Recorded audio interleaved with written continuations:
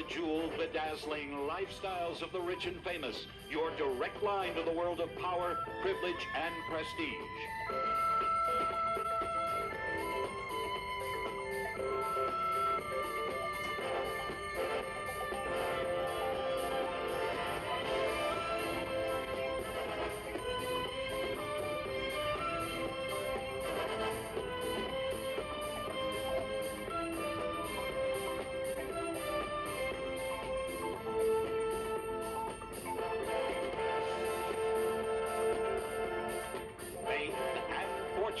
The Final Frontier. Your host is Robin Leach, who circles the globe to uncover the stories America will never stop talking about. To the manor born, come home to the $8 million estate where Jackie O grew up and did her courting. Better than Camelot, the doors of the palace on the Potomac are thrown open for a dazzling extravaganza with all your favorite stars. The disappointment that almost made the original Hello Dolly say, "Goodbye, cruel world." Carol Channing's chilling confession. No way, Jose. The star who lit the fire for a generation says he's had it with the music industry. Is this really adios, amigo? Pull our legs, but not the strings. Inside the wild and wacky mind of DC Follies' Fred Willard, the man all the presidents hate to love. The super lavish summer camps where Vanderbilts, Rockefellers, and Carnegies once roughed it in style. Now meet the rags to riches modern day owner. Then Tony Curtis finds happiness away from Hollywood, out of the fast lane and alone at last. A superstar reveals the ups, downs, overs, and arounds on his roller coaster ride to self-knowledge. All this and much more when Lifestyles returns in a moment. Stay with us.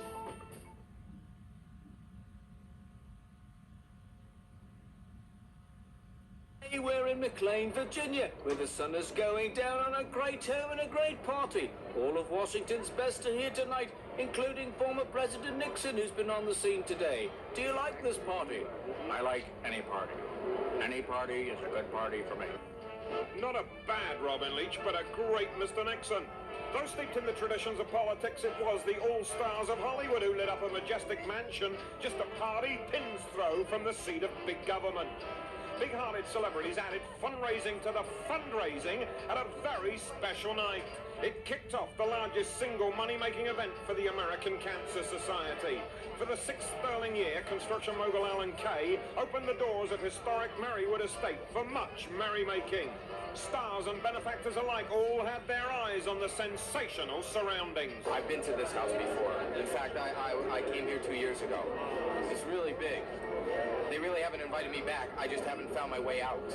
It's not easy to eclipse so many famous faces, but the $8 million estate in Virginia's posh McLean County did just that. Merrywood was the childhood home of America's most fated First Lady.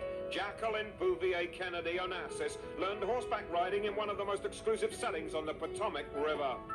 Years later, she lobbed and volleyed on the estate's private tennis court in a love-all match with the man who would be president. Poolside, a young JFK recuperated from major surgery to his back and penned his celebrated biographical book. With that kind of history, Merrywood's fourth owners undertook the daunting challenge of radical renovation. It proved to be a labor of love. The house was built in 1916 by people by the name of Noyes, and we made our changes to the house when we bought it, as everybody else did prior to us. I think all of the occupants from the initial ones added their own touches, their own style, their own changes to suit their way of living and their families. The Kays shelled out $4 million for the classic estate in 1984, then sank that much again, updating and personalizing the interior. We had gutted almost the entire house and rebuilt it, and it took over 2 years to do that. It was more than we had expected to spend, but once we started, you just couldn't stop there. You had to finish it up. And the end result, when it was all over, and the fighting and the arguing and the complaining, we were very happy with it. America's 16th largest property developer has every reason to be happy. Each door of Merrywood now opens into painstakingly restored rooms. Each reflect all the majesty of its past. yet contain every high-tech convenience money can buy.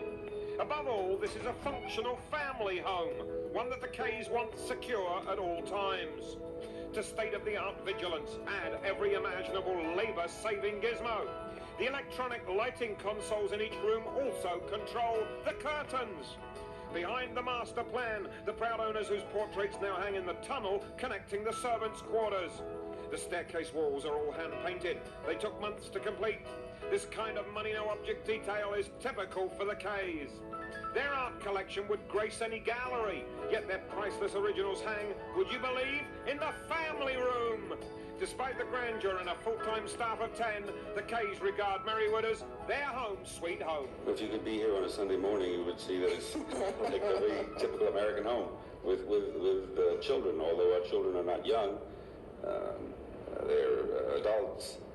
Our grandchildren are over, and we have the same messes and the same noise and the same problems that every other home has. Every other home that can effortlessly host a celebrity extravaganza, that is. One of the LA law stars who helped fundraise for the American Cancer Society took one look at magnificent Merrywood and rested his case. It's hard to go back to my own home after this. It's absolutely extraordinary. There is so much in there, I understand, that I haven't seen, including a basketball court, which I want to find my way to at some point, but it's absolutely gorgeous. The highlight of the Kays party was indeed an all-star game on their regulation size court, complete with official scoreboard. Their big-hearted bash launched a 3-day ball that raised over $1.5 million. It also got Hollywood's finest singing a different tune that went, "Hooray for Merrywood!"